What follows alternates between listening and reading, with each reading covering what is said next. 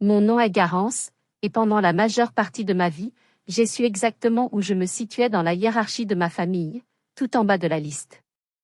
Pas parce que quelqu'un l'avait dit à voix haute au début, mais à cause d'un millier de petits choix silencieux.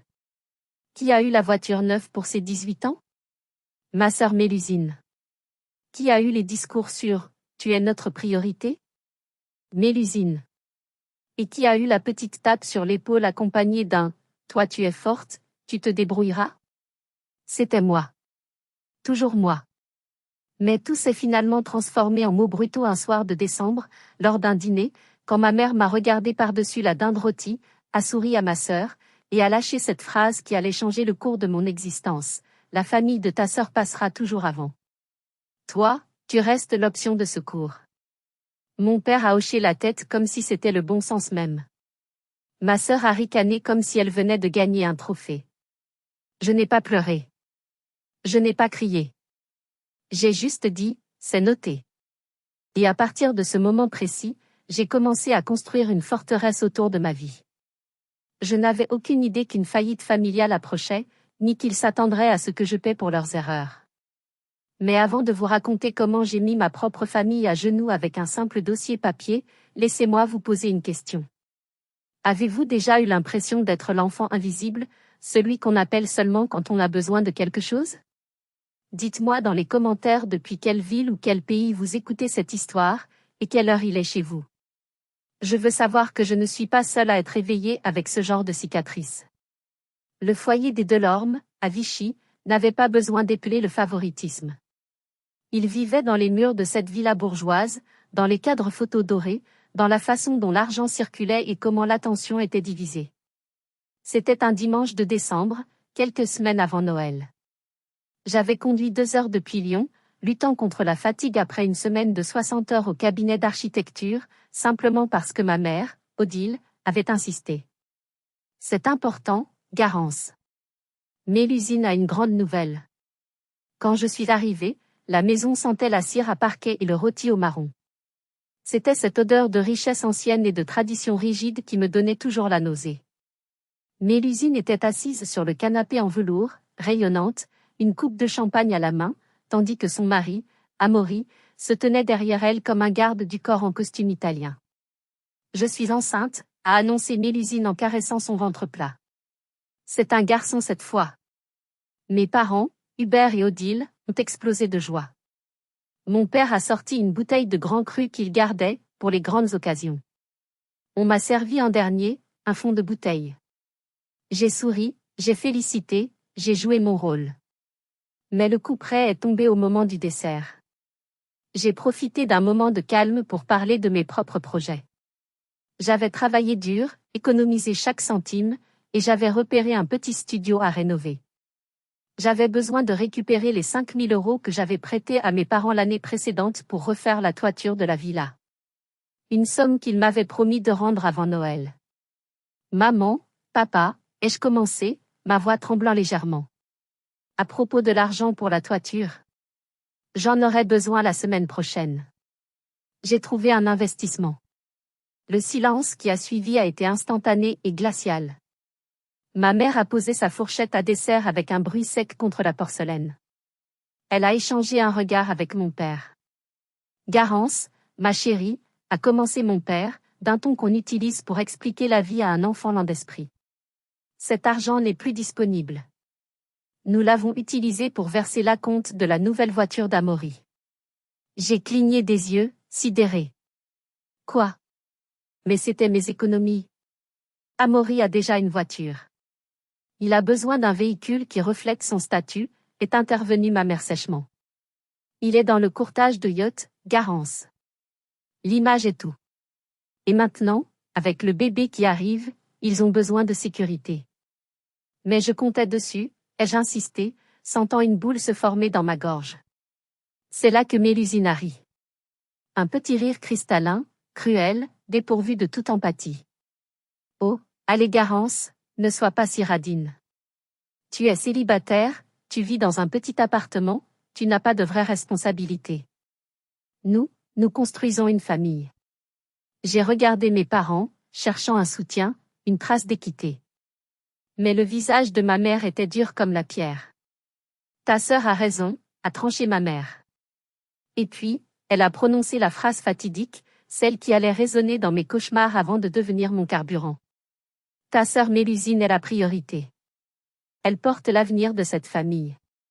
Toi, Garance, tu es forte. Tu es seule. Tu es la dernière sur la liste des priorités, et c'est normal. J'ai senti le sang quitter mon visage.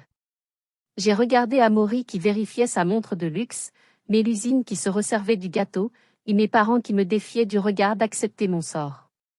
Je n'ai pas renversé la table. Je n'ai pas hurlé. Une froideur absolue a envahi mes veines, remplaçant la douleur brûlante de l'injustice. C'est noté, ai-je dit doucement. Ils ont cru que c'était une capitulation. Ils ne savaient pas que c'était une déclaration de guerre. Le favoritisme chez les Delorme n'était pas un accident ponctuel, c'était un système d'ingénierie sociale perfectionné sur 3 décennies. Si vous regardiez le mur du salon, c'était un sanctuaire dédié à Mélusine. Mélusine en tutu rose pour son premier récital de danse. Mélusine tenant un trophée d'équitation qu'elle avait probablement gagné parce que c'était la seule inscrite dans sa catégorie. Mélusine lors de son bal de promo, étincelante dans une robe en soie bleue, avec ma mère pleurant d'émotion à l'arrière-plan. Les photos de fiançailles de Mélusine. Le mariage de Mélusine.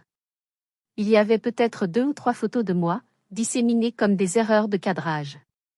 Une où j'étais floue parce que l'appareil avait fait la mise au point sur le bouquet de Mélusine, et une autre où je me tenais tout au bord du cadre, comme si j'étais une invitée indésirable dans ma propre famille. Mélusine était la princesse, l'enfant doré, l'étoile de Vichy. J'étais l'intelligente, celle qui pouvait se débrouiller seule. Ce qui sonnait comme un compliment, mais qui, en pratique, signifiait « Nous n'avons pas besoin d'être là pour toi parce que tu n'as pas besoin de nous ». Je me souviens d'un incident précis, celui qui m'a appris à devenir invisible. J'avais 10 ans. Je faisais du vélo dans l'allée gravillonnée quand j'ai fait une chute brutale. J'ai entendu le craquement sec de mon os avant-bras avant même de sentir la douleur. Je suis rentrée dans la cuisine, le bras pendant, le visage blanc, retenant mes larmes parce qu'on m'avait appris que pleurer agaçait papa. Maman était dans la buanderie, en train de repasser frénétiquement une robe pour le premier rendez-vous galant de Mélusine, qui avait alors 13 ans. Maman, ai-je chuchoté. Je crois que mon bras est cassé. Elle n'a même pas levé les yeux du fer à repasser.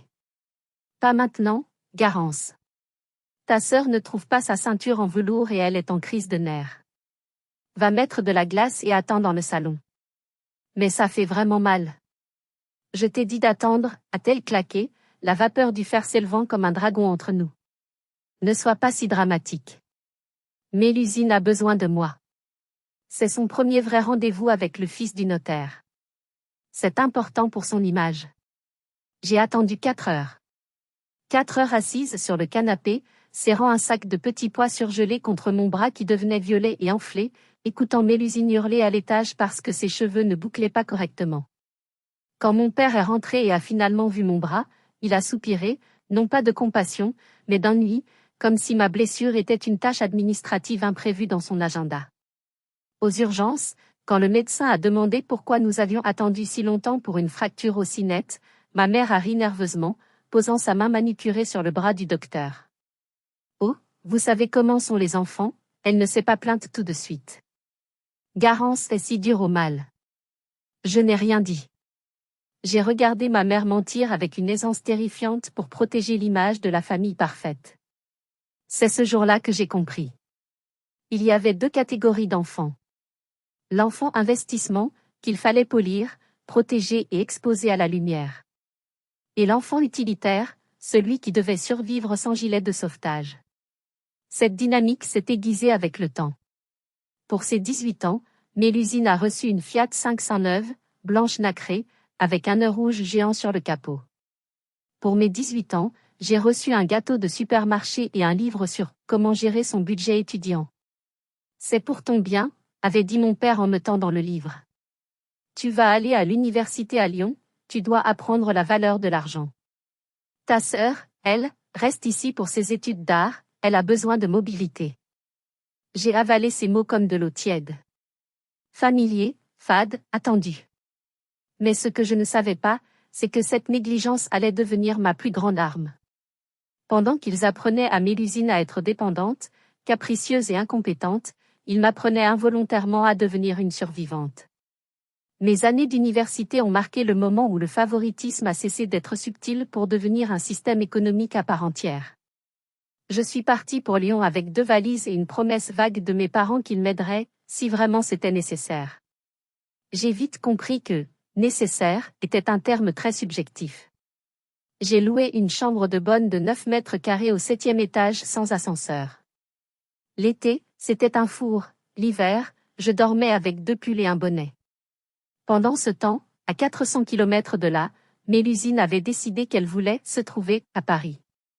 Mes parents lui louaient un 2 pièces dans le 16e arrondissement, payaient ses cours dans une école de mode privée hors de prix, et lui versaient une allocation mensuelle qui dépassait ce que je gagnais en un an.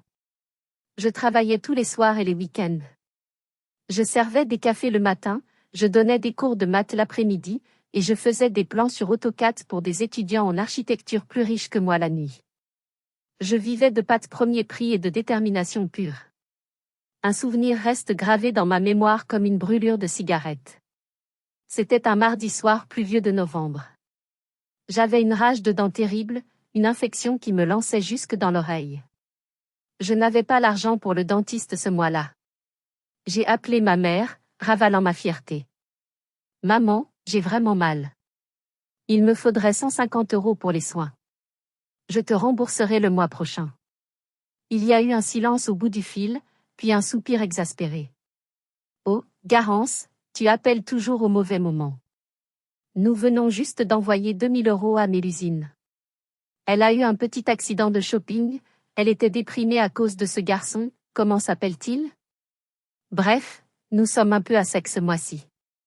Prends des clous de girofle, c'est un remède de grand-mère très efficace. Tu es forte, ça va passer. » J'ai raccroché. J'ai regardé mon téléphone, puis mon reflet dans le miroir piqué de la salle de bain commune sur le palier. J'avais les cernes creusées, le visage gonflé.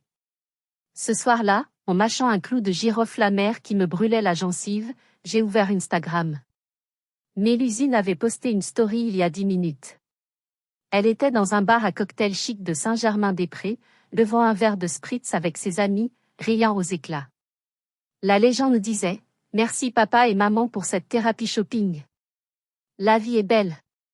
#ParisLife #blessed. La haine est un sentiment froid. Elle ne brûle pas comme la colère. Elle cristallise. C'est ce soir-là que j'ai cessé d'attendre quoi que ce soit d'eux. J'ai cessé d'être une fille. Je suis devenue une comptable de ma propre vie. J'ai fini mes études majeures de promo. Personne n'est venu à la remise des diplômes. Mélusine avait une crise d'angoisse parce que son coiffeur avait raté son balayage et mes parents devaient rester avec elle pour la soutenir. J'ai reçu mon diplôme seul, j'ai pris le métro seul, et j'ai fêté ça avec un sandwich triangle sur un banc public. Mais il y avait une différence majeure entre Mélusine et moi. Elle dépensait l'argent qu'elle n'avait pas. J'apprenais à faire fructifier le peu que j'avais. J'ai commencé à lire sur l'investissement immobilier, sur la fiscalité, sur les niches financières. Pendant qu'elle collectionnait les sacs à main, je commençais à repérer les taudis à rénover. Soyons honnêtes un instant. Si vous étiez à ma place, avec une rage de dents et une mère qui vous dit de prendre des clous de girofle pendant que votre sœur boit du champagne à Paris, auriez-vous coupé les ponts à ce moment-là? Ou auriez-vous fait comme moi, attendant le moment parfait pour la revanche? Dites-moi ce que vous auriez fait dans les commentaires. C'est sur un chantier boueux, au milieu des gravats et du bruit des marteaux-piqueurs, que j'ai rencontré l'homme qui allait changer ma vie. Marceau. Il était ingénieur structure, le genre d'homme qui regarde les fondations d'un bâtiment avant de regarder sa façade. Il avait des mains rugueuses, un regard calme et une intelligence pratique qui m'a tout de suite apaisé. Lors de notre 3e rendez-vous, dans un petit bistrot lyonnais, je lui ai raconté mon histoire. Pas la version édulcorée, mais la vraie version, le favoritisme, l'abandon émotionnel, la solitude. Je m'attendais à ce qu'il me dise de passer à autre chose, ou que la famille, c'est sacré, comme tant d'autres avant lui. Au lieu de cela, il a posé sa main sur la mienne et a dit « Tu as construit ta vie sur un terrain instable, Garance. Ils t'ont appris que tu ne valais rien si tu ne servais à rien. Nous allons changer ça. Nous allons construire ta propre forteresse. Marceau ne cherchait pas à m'impressionner avec des cadeaux coûteux. Il m'a offert quelque chose de bien plus précieux, une stratégie. Ensemble, nous avons créé une SCI, Société Civile Immobilière. Pour ceux qui ne connaissent pas, c'est une structure juridique en France qui permet de gérer des biens immobiliers à plusieurs, de manière discrète et fiscale avantageuse. Nous vivions bien en dessous de nos moyens. Nous conduisions une vieille Peugeot 206 rayée, nous habitions un appartement modeste pendant que nous rénovions le premier bien que nous avions acheté, une ruine dans un quartier populaire de Lyon qui était en train de s'embourgeoiser. Mes parents et Mélusine ne savaient rien de tout cela. À chaque visite obligatoire à Vichy, nous jouions le rôle qu'ils nous avaient assigné, le couple de travailleurs modestes, un peu radins, qui luttaient pour joindre les deux bouts. Regarde-les, disait souvent ma mère à Mélusine en nous voyant arriver avec notre vieille voiture. Garance n'a aucun goût pour les belles choses. Elle va finir vieille fille aigrie, même mariée. Mélusine, elle, vivait le rêve. Elle avait épousé Amaury, le courtier en yacht, lors d'un mariage qui avait coûté 50 000 € à mes parents, l'équivalent de l'apport de notre deuxième immeuble. Ils vivaient dans une villa avec piscine, changeaient de voiture tous les 6 mois, et postaient leur vie parfaite sur Facebook. Mais Marceau et moi savions quelque chose qu'ils ignoraient, la différence entre l'actif et le passif. Tout ce que Mélusine possédait perdait de la valeur chaque jour. Tout ce que nous possédions en gagnait. Pendant 5 ans, nous avons accumulé un appartement, puis 2, puis un petit immeuble de rapport. Le soir, après nos journées de travail respectives, nous allions peindre des murs, poser du parquet, installer des cuisines. Nous étions épuisés, couverts de poussière, mais nous étions libres. Je me souviens d'un Noël où j'ai offert une écharpe en cachemire à ma mère.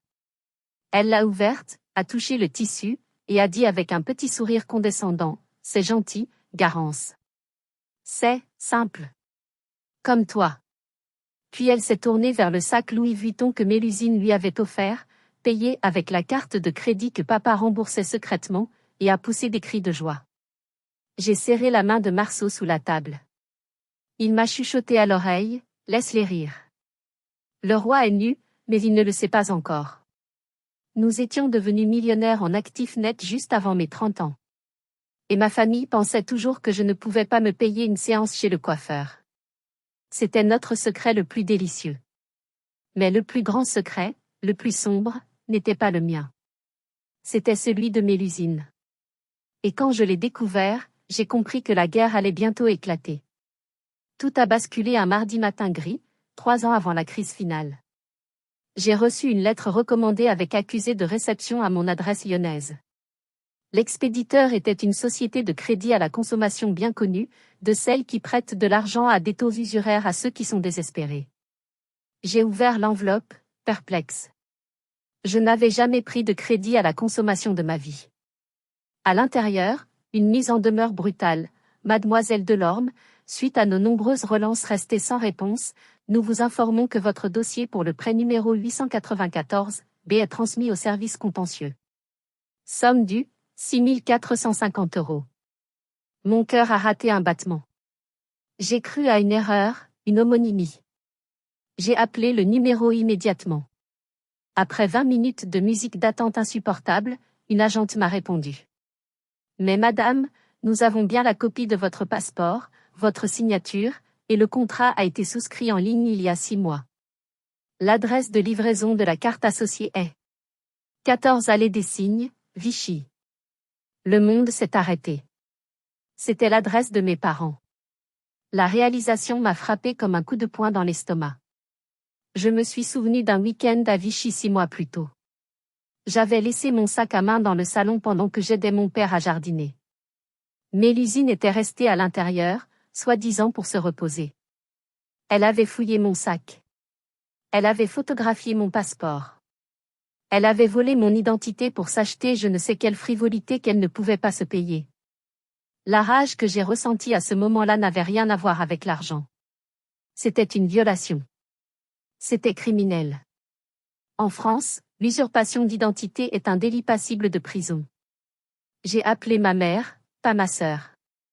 Je voulais voir jusqu'où irait la protection. Maman, ai-je dit, ma voix tremblant de colère contenue. Je viens de recevoir une lettre d'huissier. Mélusine a utilisé mon identité pour prendre un crédit. C'est un délit pénal. Je vais au commissariat déposer plainte. Il y a eu un silence terrifié, puis des pleurs immédiats. Pas de surprise. Elle savait. Ou du moins, elle s'en doutait. Non. Garance, je t'en supplie, a-t-elle hurlé dans le téléphone. Ne fais pas ça. Ta sœur, elle a eu une passe difficile. Elle voulait juste maintenir les apparences devant ses amis. Si tu portes plainte, Amaury va la quitter, elle aura un casier judiciaire. Tu ne peux pas faire ça à ta propre sœur. Elle m'a volé, maman. Elle a commis une fraude. C'est juste de l'argent, a-t-elle rétorqué, changeant de tactique, passant de la supplication à l'accusation. Toi tu n'as pas de famille, pas d'image à préserver. Tu as un bon travail, tu peux absorber ça. Règle la dette, Garance. Pour la famille. Je te promets qu'elle te remboursera un jour. J'ai fermé les yeux. J'ai appuyé sur le bouton « Enregistrer » de mon autre téléphone que j'avais mis sur haut-parleur. Tu me demandes de payer pour son crime? Je te demande d'être une sœur, pour une fois, au lieu d'être un juge. Paie la dette. Si tu le fais, nous oublierons tout ça. J'ai regardé par la fenêtre de mon bureau, observant la pluie tomber sur Lyon. J'ai pensé à toutes les fois où j'avais été mise de côté. Et j'ai pris une décision froide, calculatrice. D'accord, ai-je dit. Je vais payer. Maman a sangloté de soulagement. Oh, merci ma chérie. Je savais que tu étais raisonnable. Mais, ai-je ajouté, je veux que tu m'envoies un mail confirmant que c'est bien Mélusine qui a fait ça, et que tu me demandes de couvrir pour elle. Juste pour mes archives. Elle l'a fait, trop soulagée pour être méfiante. J'ai payé les 6 450 €. Pour elle, c'était un acte de soumission. Pour moi, c'était l'achat de l'arme ultime. J'avais maintenant la preuve écrite, l'enregistrement vocal, et la trace bancaire d'un délit pénal couvert par mes parents. Je n'ai pas payé pour la sauver. J'ai payé pour posséder son avenir. Je ne savais pas encore quand j'utiliserais cette carte, mais je savais qu'elle serait mortelle. Ce que je ne savais pas, c'est que la chute de la maison de l'or m'arriverait plus vite que prévu. L'économie tournait, et les châteaux de cartes construits sur la dette et les apparences étaient les premiers à s'effondrer. La réalité économique a une façon cruelle de se moquer des prétentions humaines. 2 ans après l'incident du crédit, l'inflation a explosé, les taux d'intérêt ont grimpé, et le marché du luxe accessible s'est effondré. Le magasin de décoration florale de Mélusine, qui n'avait jamais vraiment été rentable mais qui servait de vitrine à sa vanité, a commencé à perdre de l'argent à une vitesse vertigineuse. Au lieu de réduire la voilure, elle a fait ce qu'elle avait toujours fait, elle a dépensé plus pour relancer l'activité, organisant des vernissages coûteux où personne n'achetait rien. Parallèlement, le marché des yachts d'Amaury s'est tari. Les riches devenaient prudents, et les « nouveaux riches » comme eux étaient noyés.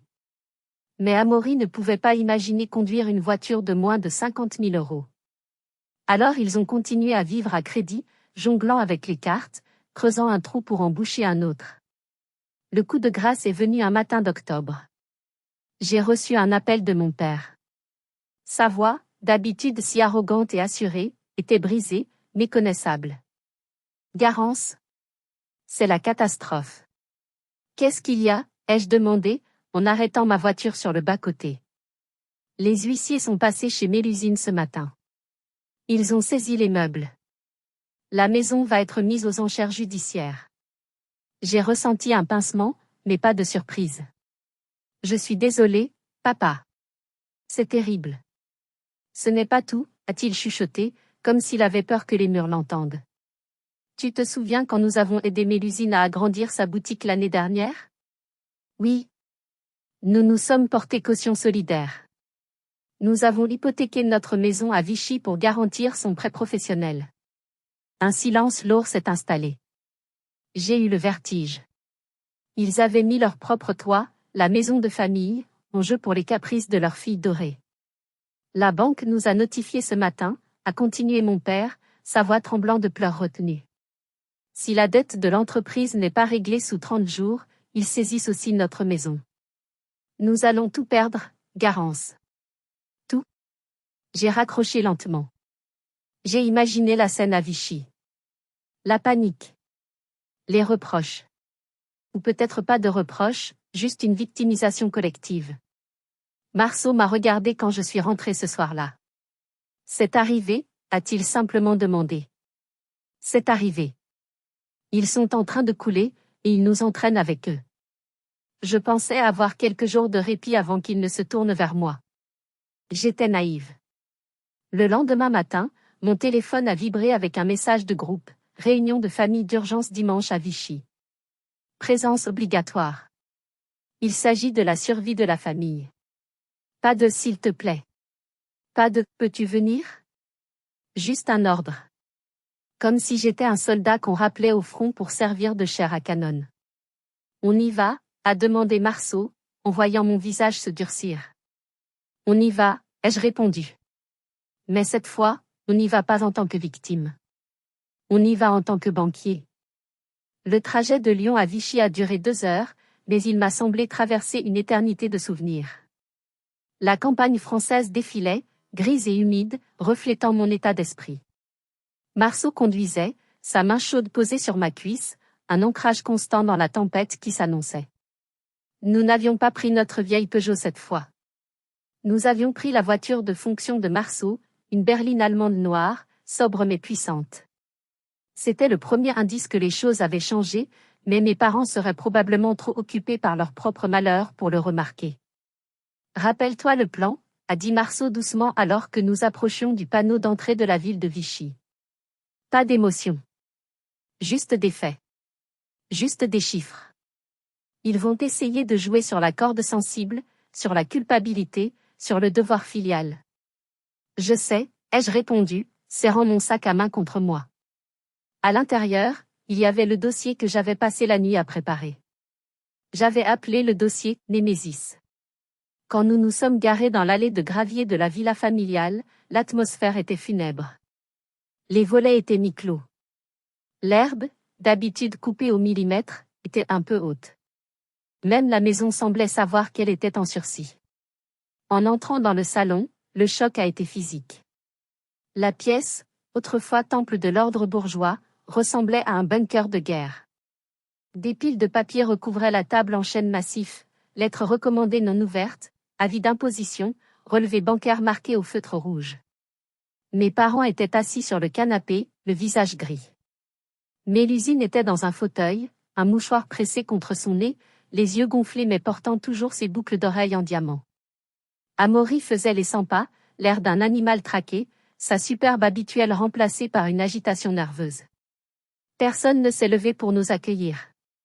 Pas d'embrassade. Juste des regards lourds, chargés d'attente. Vous êtes là, a dit ma mère, sans chaleur. Asseyez-vous. Nous n'avons pas beaucoup de temps. Je me suis assise, droite, les mains jointes sur mes genoux. Marceau s'est tenu debout derrière ma chaise, une présence protectrice silencieuse.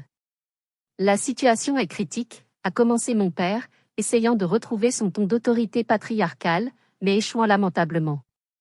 Comme vous le savez, Mélusine a été victime de la conjoncture économique défavorable. C'est une injustice terrible pour quelqu'un qui a travaillé si dur. J'ai failli ricaner. Travailler dur? À organiser des brunchs et à choisir des filtres Instagram? La banque menace de tout prendre, a continué mon père. La maison de Mélusine est la nôtre. C'est le patrimoine de la famille qui est en jeu. Votre patrimoine. Il a fait une pause, me regardant droit dans les yeux. Nous avons fait les comptes. Pour arrêter la procédure de saisie et restructurer les dettes immédiates, nous avons besoin de 150 000 € d'ici vendredi. J'ai attendu. Je savais ce qui allait venir. Nous savons que vous n'avez pas cette somme en liquide, a dit ma mère, intervenant rapidement. Mais nous savons aussi que les prix de l'immobilier à Lyon ont flambé. Si vous vendez votre petit appartement maintenant, et si vous prenez un prêt personnel complémentaire, vous pouvez couvrir cette somme. Ils avaient déjà tout planifié. Ils avaient décidé de liquider ma vie pour sauver leur mensonge. Leur audace était si pure qu'elle en était presque admirable. Ils ne demandaient pas de l'aide, ils exigeaient un sacrifice. Ils me regardaient comme si j'étais un organe sain qu'on pouvait prélever pour sauver le corps malade du favori. J'ai pris une profonde inspiration, j'ai senti l'adrénaline inonder mon système, et j'ai ouvert la bouche pour détruire leur dernier espoir. Attendez, ai-je dit, ma voix calme coupant l'air lourd de la pièce. Vous voulez que je vende mon appartement? L'endroit où je vis? Pour payer les dettes de jeu de Mélusine? Ce ne sont pas des dettes de jeu, a crié Mélusine, bondissant de son fauteuil. C'est de la malchance. Tu ne peux pas comprendre, toi avec ta petite vie étriquée sans risque. J'ai essayé de construire quelque chose de grand. Tu as construit une montagne de dettes, ai-je corrigé froidement. Garance, a aboyé mon père. Ne parle pas à ta sœur sur ce ton.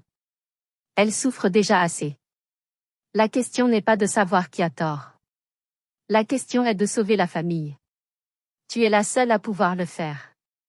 Et pourquoi serais-je la seule, ai-je demandé. Amaury? Tes parents à toi? Amaury a baissé la tête. Ils ne peuvent pas. Et mes comptes sont gelés. C'est logique, a repris ma mère, adoptant un ton mielleux qui me donnait la chair de poule. Écoute, ma chérie. Mélusine a des enfants. Léo et Chloé ont besoin de stabilité. Ils ne peuvent pas changer d'école, perdre leurs amis. Toi, tu es jeune, tu es débrouillarde. Tu n'as pas de charge. Tu peux te refaire. Si tu vends ton appartement, tu peux retourner en location quelques années. Ce n'est pas la fin du monde pour toi. Mais pour Mélusine, c'est une question de survie sociale. Voilà. C'était dit. Survie sociale. Pas survie physique. Il ne craignait pas la faim, il craignait la honte.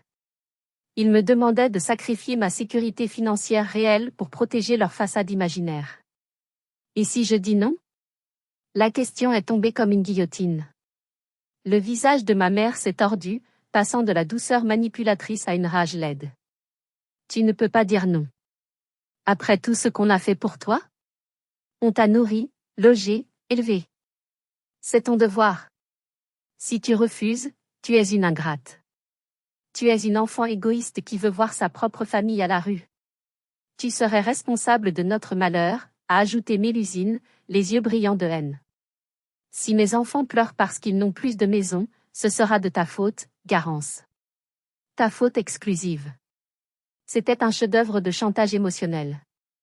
Pendant des années, j'aurais plié. J'aurais pleuré. J'aurais signé n'importe quoi pour qu'ils m'aiment à nouveau. Mais en regardant leur visage déformé par l'avidité et la peur, je n'ai rien ressenti. Le lien était mort. Il l'avait tué un dîner de Noël il y a des années. Je me suis levée lentement. J'ai lissé ma jupe. Vous avez fini, ai-je demandé. Ils m'ont regardé, surpris par mon calme. Je ne vendrai pas mon appartement, ai-je dit.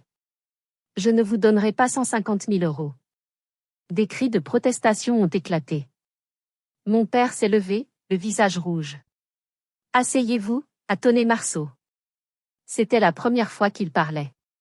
Sa voix de stentor, habitué aux chantiers bruyants, a cloué tout le monde sur place. Garance n'a pas fini. Je lui ai lancé un regard reconnaissant. J'ai posé mon sac sur la table, écartant une pile de factures impayées. Je ne vous donnerai pas d'argent, ai-je répété. Parce que donner de l'argent à un trou noir n'est pas de l'aide, c'est du suicide. Cependant, je suis prête à faire une offre commerciale. Commerciale, a balbutié mon père. Oui. Je ne suis pas ici en tant que votre fille, la roue de secours. Je suis ici en tant qu'investisseuse. Et j'ai une proposition qui est votre seule alternative à la rue. J'ai ouvert le dossier Némésis. Le bruit de la fermeture éclair a résonné dans le silence total de la pièce. J'ai sorti 3 exemplaires d'un document relié et je les ai fait glisser sur la table vers eux. Qu'est-ce que c'est? A demandé Mélusine, méfiante. C'est une offre de rachat de dettes et d'actifs, émise par la SCI, la forteresse, dont je suis la gérante majoritaire, ai-je expliqué avec la précision d'un chirurgien. Mon père a froncé les sourcils, confus. Une SCI? Toi? Mais, Tu es juste une employée. J'ai souri, un sourire sans joie. C'est ce que vous avez toujours supposé, n'est-ce pas? Parce que je ne porte pas de sac à 2000 € et que je ne change pas de voiture tous les ans.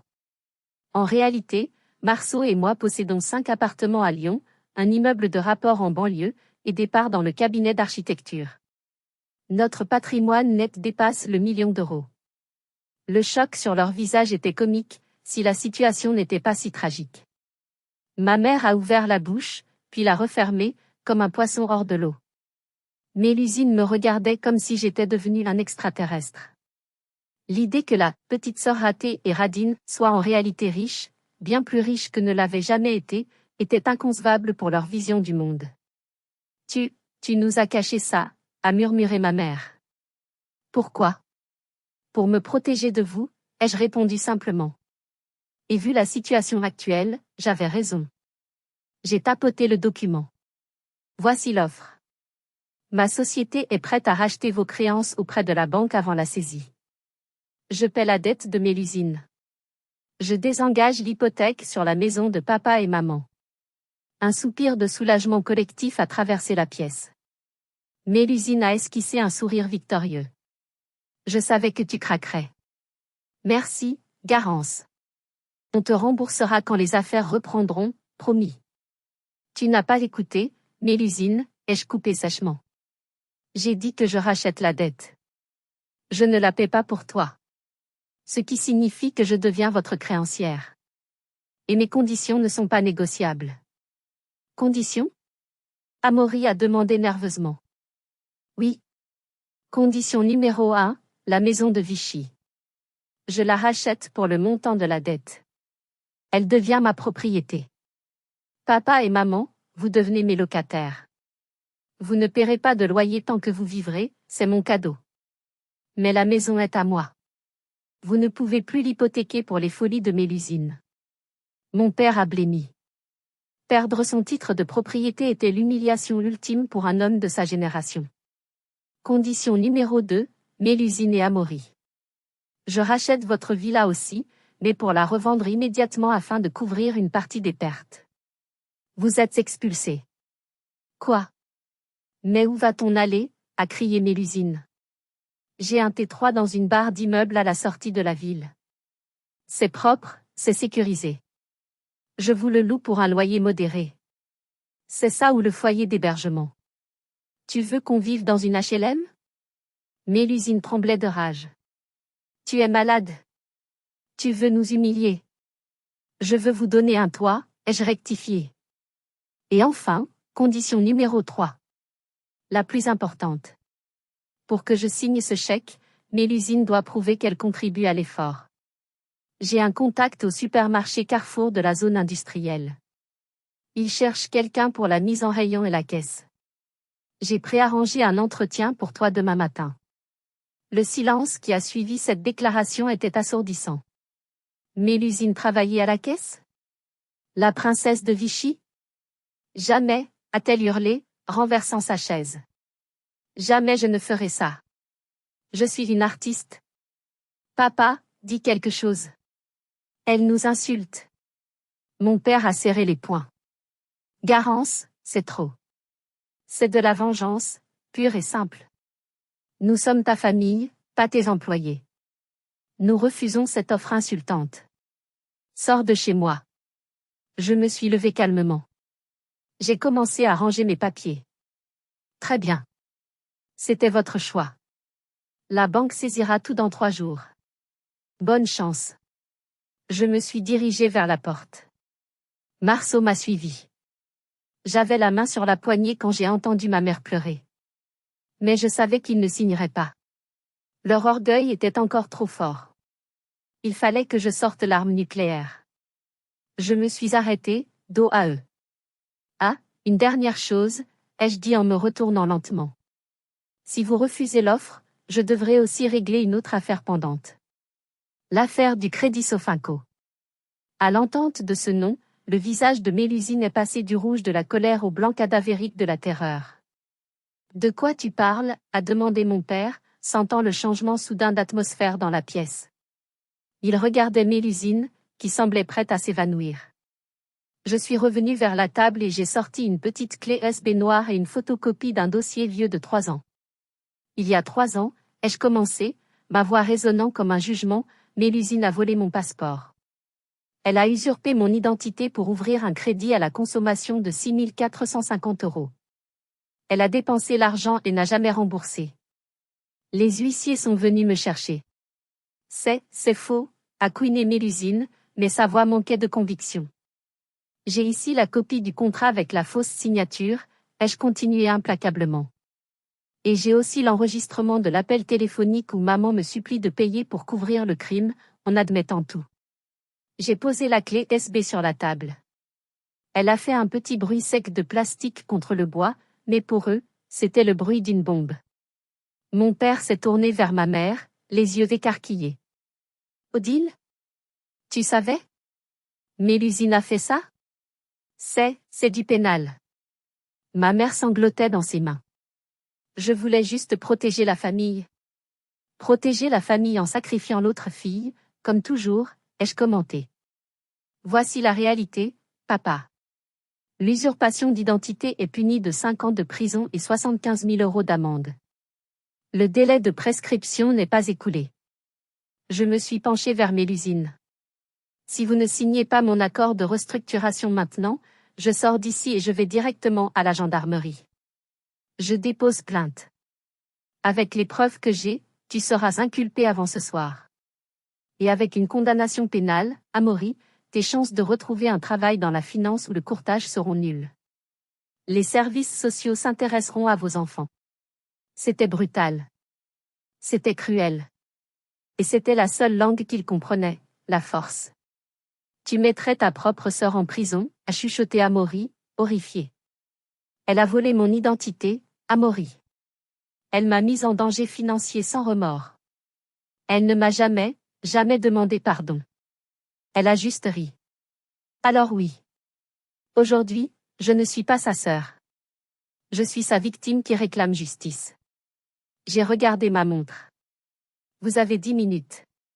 Soit vous signez le transfert des propriétés et l'acceptation des conditions de travail pour Mélusine, soit je détruis ce qui reste de cette famille pour de bon. Le choix vous appartient. Les 10 minutes qui ont suivi ont été les plus longues de ma vie. Le seul bruit était le tic-tac de l'horloge grand-père dans le couloir et les reniflements de ma mère. Mélusine tremblait. Elle regardait le contrat, puis la clé USB. Elle savait que je ne bluffais pas. Elle avait vu dans mes yeux quelque chose qu'elle n'avait jamais vu auparavant, l'absence totale de désir de lui plaire.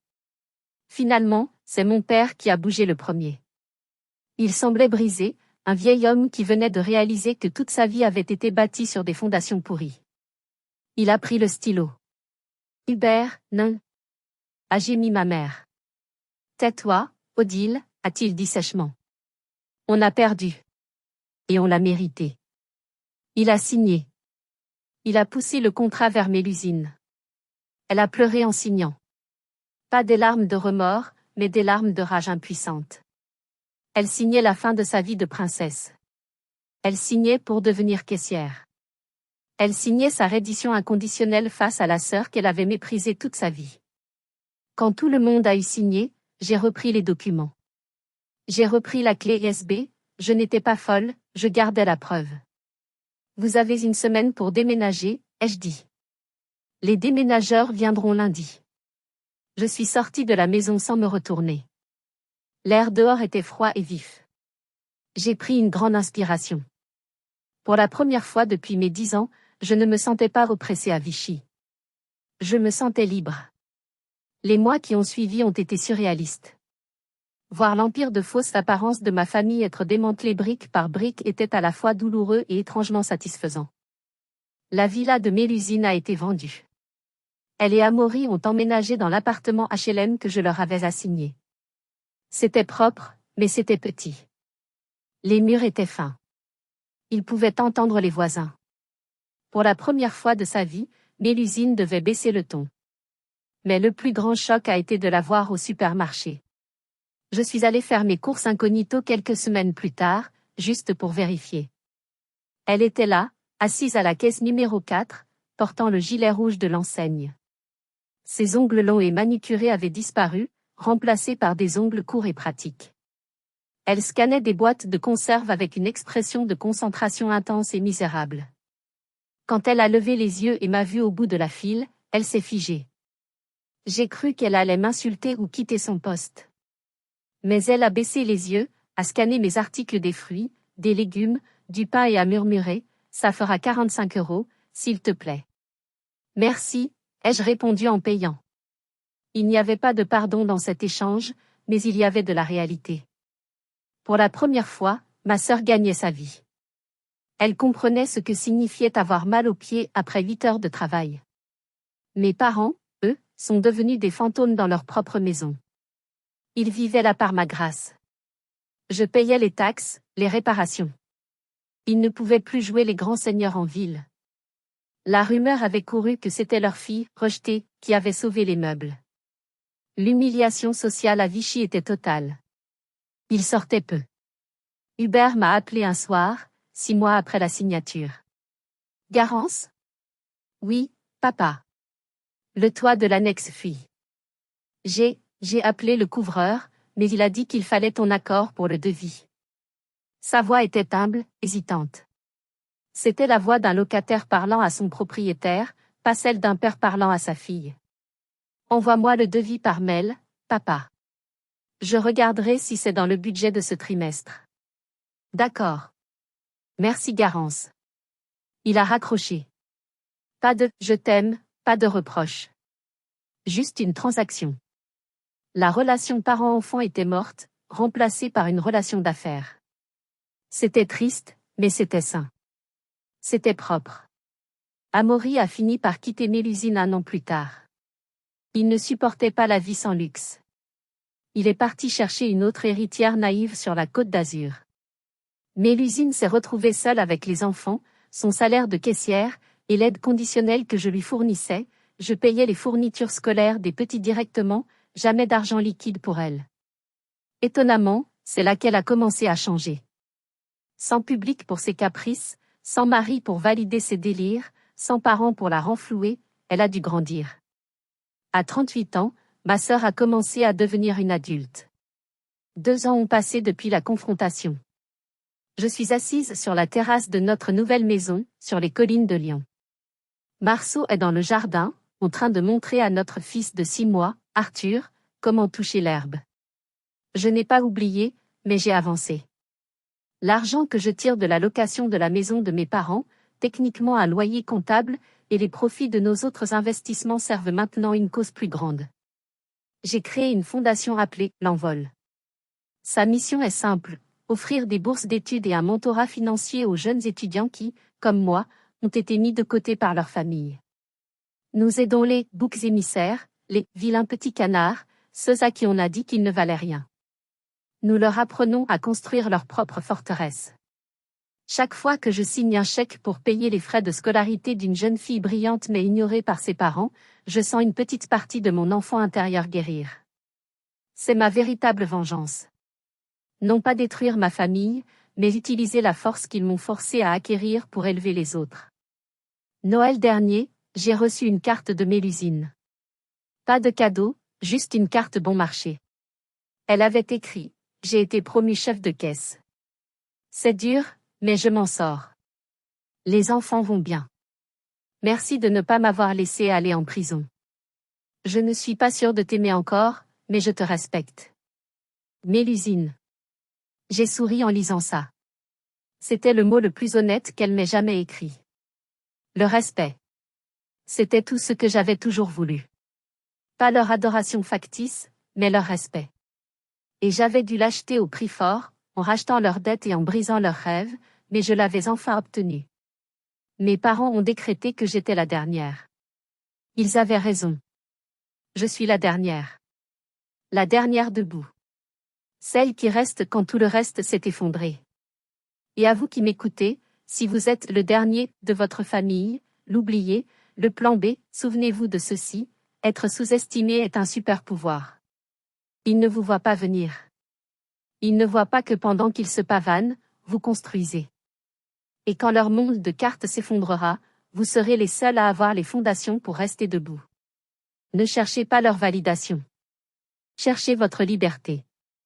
Et quand vous l'aurez, ne la lâchez pour rien au monde. Voilà, c'est la fin de mon histoire. J'espère qu'elle vous a donné de la force. Avez-vous déjà réussi à renverser la situation face à ceux qui vous méprisaient? Cliquez sur « J'aime » si cette histoire a résonné en vous, et partagez-la avec quelqu'un qui a besoin d'entendre ce message aujourd'hui. Abonnez-vous pour ne pas rater la prochaine histoire de résilience. Prenez soin de vous, et surtout, ne soyez jamais l'option de secours de qui que ce soit.